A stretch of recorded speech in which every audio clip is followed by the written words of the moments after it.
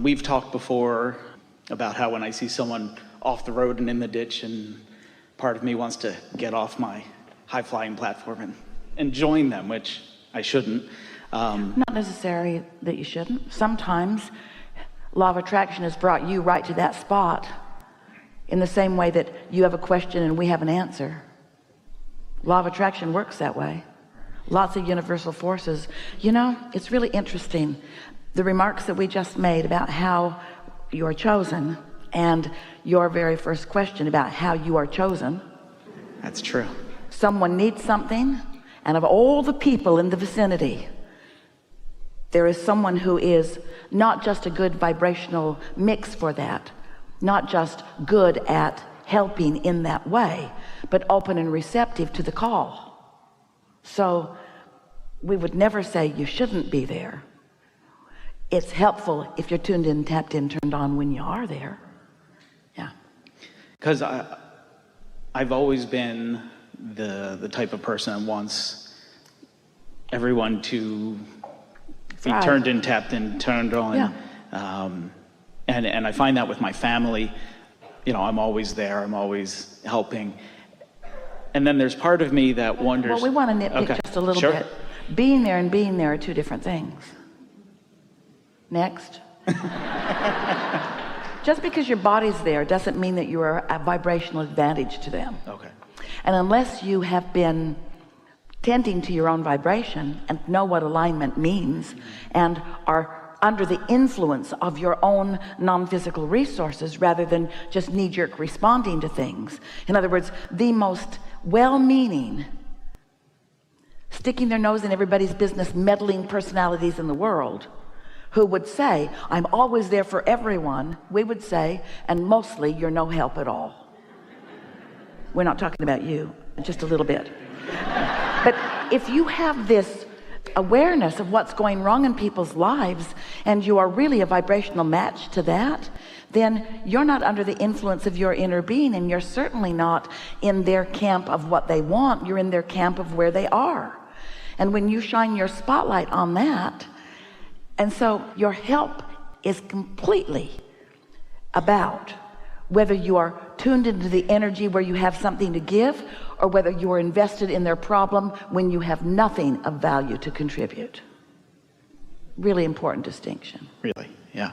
The interesting thing that I find is I live a pretty easy life. I'm always just kind of going with the flow.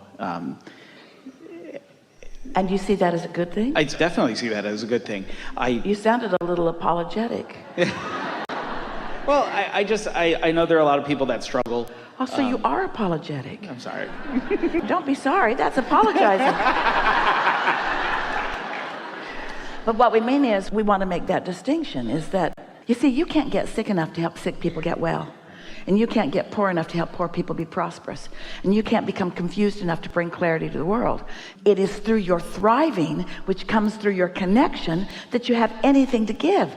And yet there are a lot of people who are so aware of how they're seen by others that they feel embarrassed when they thrive because they can't be the mechanism that causes others to thrive.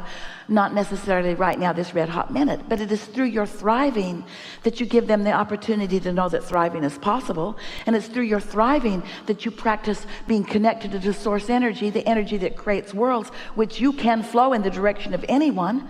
When you are tuned in, tapped in, turned on, when you are under the influence of your inner being and you're visiting with anyone, you have the opportunity to uplift them if you maintain your connection. Jesus and many other healers did it by maintaining their vibrational alignment and not seeing the illness, knowing the wellness so powerfully that the illness just couldn't exist right there while all that knowing of wellness was going on. That's the power of upliftment. It's the power of influence. But you got to be under the influence. Esther has some dash cards that she occasionally brings along. Don't ask for them because they're hard to get. It's a card that goes on the dash. She didn't think it was good for a bumper sticker because you shouldn't drive around with something that says under the influence where others can see it. but it lays on your dash and it reflects onto the window, and it's written backwards so you can't read it unless you're inside looking at the glass. Under the influence, under the influence. Under what influence? Under the influence of source energy, under the influence of knowing my value and everyone else's, seeing the world through the eyes of source, tuned in, tapped in, turned on, expecting well-being for others, not taking the temperature of where they are right now in this red hot minute, not looking at where they are, not letting what is right now be the point of evaluation, but knowing who they really are by knowing the vortex version of them. This is exactly the kickstart I needed. I appreciate this. I'm done. Thank you. We have one more very short thing to encourage you about. Okay.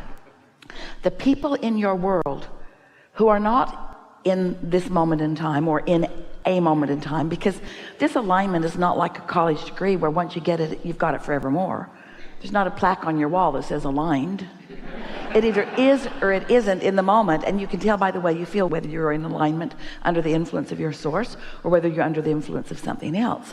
And so much of the world whom you interact with are not under the influence of source, and so they're instead in a place of need, place of needing clarity or needing something.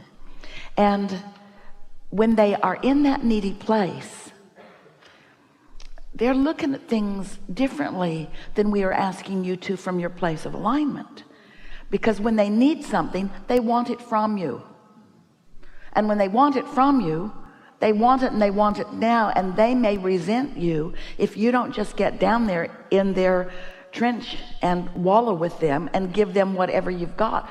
You have to maintain your knowledge that if you let them bring you there, you've got nothing to give.